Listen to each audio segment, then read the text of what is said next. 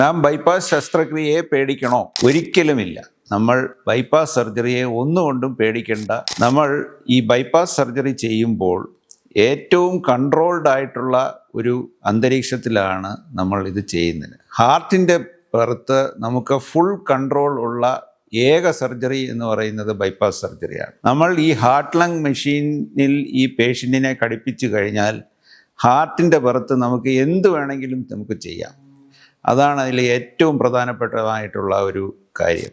പിന്നെ എന്തുകൊണ്ടാണ് രോഗികൾ ഈ സർജറി ചെയ്യാൻ ഇത്രയും പേടിക്കുന്നത്? ഒന്നാമത്തെ കാര്യം, അവർക്ക് ഈ നെഞ്ചു തുറന്നുള്ള ഒരു ഓപ്പറേഷൻ എന്ന് പറയുമ്പോൾ ആൾക്കാർക്ക് ഈ മുറിവേൽപ്പിക്കുന്നത് കൊണ്ടുള്ള ഒരു പേടിയാണ് പലർക്കും നമ്മൾ കാണാറുണ്ട്.